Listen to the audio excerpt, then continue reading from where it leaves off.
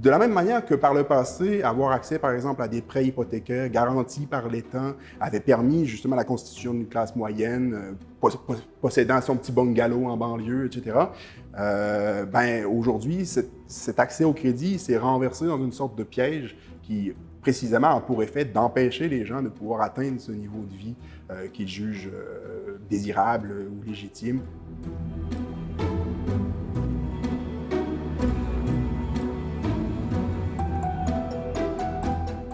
Je m'appelle Jean-François Bissonnette. Je suis professeur au département de sociologie de l'Université de Montréal depuis 2018.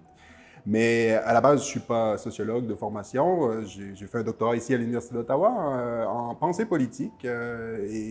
Donc, j'étais plutôt sur des questions de philosophie. Je pense que ce qui m'a amené à m'intéresser au sujet dont je vais parler aujourd'hui, le sujet de l'endettement, c'est vraiment un événement marquant dans l'histoire contemporaine du Québec. C'est la grève des étudiants de 2012 qui a mis à l'avant-scène cette problématique-là de l'endettement, refusée de façon véhémente par les étudiants à l'époque, mais qui, en même temps, mettait le doigt sur un phénomène qui est très répandu et souvent très banalisé, de sorte que protester contre l'endettement avait quelque chose d'un peu inédit. Ça a attiré ma curiosité, et puis voilà, 12 ans plus tard, je suis encore un peu intrigué par ce sujet-là, et j'en ai fait mon fonds de commerce, vous comptez.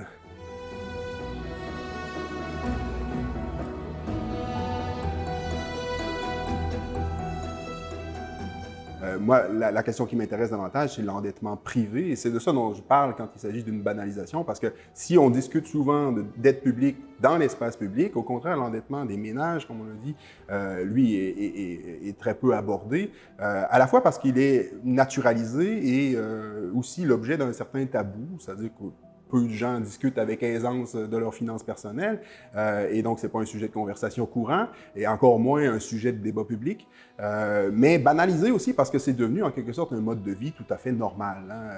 Je veux dire, si on regarde les statistiques dont montrent la croissance de l'endettement des ménages au Canada, par exemple, depuis les années 90, ça a pratiquement doublé. Aujourd'hui, en moyenne, les ménages sont endettés pour l'équivalent de 175% de leurs revenus disponibles et même un peu plus, c'est-à-dire que pour chaque année de revenus, ils en doivent une et trois quarts.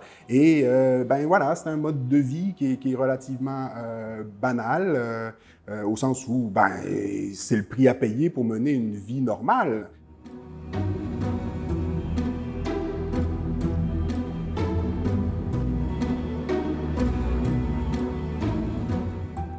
Il y a un certain nombre de conditions politiques qui ont créé justement cette situation nouvelle d'endettement ou qui ont contribué à la croissance de ce phénomène de l'endettement.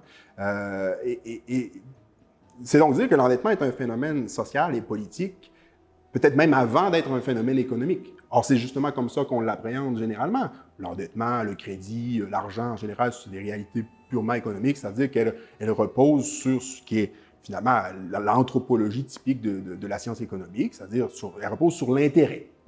Les gens, finalement, agissent de manière économique simplement en comparant les coûts et les avantages de chaque décision qu'ils prennent. Et puis, voilà, s'ils décident de s'endetter, c'est parce que c'est avantageux pour eux, c'est parce qu'ils en retirent une utilité. Et la relation de crédit entre un prêteur et un emprunteur est aussi une relation qui est mutuellement avantageuse pour chacune des parties, lesquelles, finalement, agissent par intérêt bien compris. Dans cette perspective, quoi bon s'en faire? Je veux dire, si les gens sont endettés, c'est parce qu'ils l'ont bien voulu, puis ils sont responsables de leur état, alors on ne va pas s'apitoyer sur leur sort. Or, si justement on l'appréhende dans une perspective plus sociologique, qui considère la relation d'endettement comme ayant des dimensions morales, comme ayant des dimensions politiques, effectivement, elle va nous apparaître sous une lumière différente. Et je ne suis pas particulièrement original en disant que l'endettement est un rapport de pouvoir. C'est un thème qui est devenu très important justement dans la même période où j'ai commencé à m'y intéresser, c'est-à-dire au tournant des années 2010. On était dans la foulée de la crise financière de 2008 et il y avait des mouvements sociaux qui commençaient à thématiser la chose. Pensons à Occupy Wall Street aux États-Unis. La grève étudiante dont j'ai parlé au Québec en 2012 était juste dans le sillage de ça et s'en est inspiré en partie.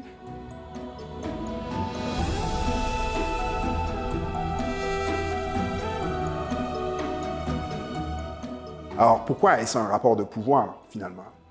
Il y a différentes manières d'appréhender ça. On pourrait juste le voir en termes de relations duales entre un emprunteur et son créancier, bien, on peut voir effectivement que les créanciers le font évidemment, sous des conditions qui leur sont avantageuses d'abord et avant tout, et ce faisant, prennent en partie contrôle de la vie de leurs emprunteurs. Puis on pourrait dire la même chose dans une perspective plus structurelle, c'est-à-dire si on analyse la société en termes de classe, hein, et qui a besoin d'emprunter, qui est placé sous la dépendance de cet accès au crédit, c'est-à-dire un crédit qui est rendu disponible par une classe qui, elle, possède le capital pour le prêter ou a le pouvoir décisionnaire dont les banques jouissent quand elles octroient un crédit.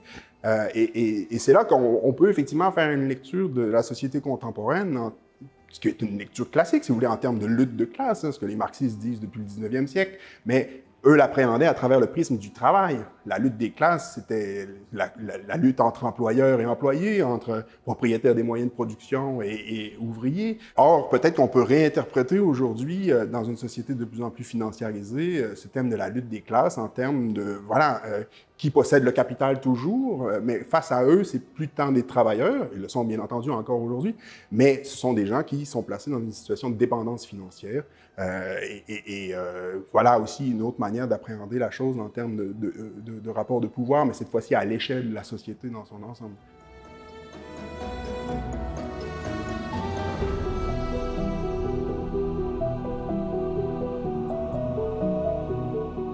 Au départ, je me disais, un peu comme les gens qui contestent ce système de l'endettement, c'est un rapport d'exploitation, etc. C'est entièrement critiquable. Pour ensuite me rendre compte que, ben non, c'est vrai que quand même, l'accès au crédit, c'est aussi l'accès à des moyens dont on ne dispose pas présentement, des moyens qui peuvent servir à améliorer sa condition. Donc, ça peut avoir des bénéfices aussi. Et c'est ce qui me fait dire que c'est quelque chose de profondément ambivalent, tout compte fait.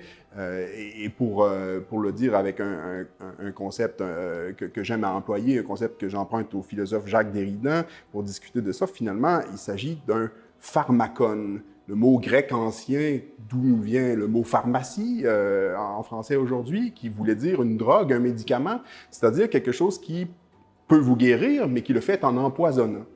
Donc, quelque chose de profondément ambivalent. Et je pense qu'en ce qui concerne l'endettement, en ce qui concerne l'argent plus généralement, on pourrait voir là-dedans aussi quelque chose comme un pharmacone, profondément ambivalent, aussi bien capable du meilleur que du pire, et entre lesquels on ne peut pas véritablement trancher.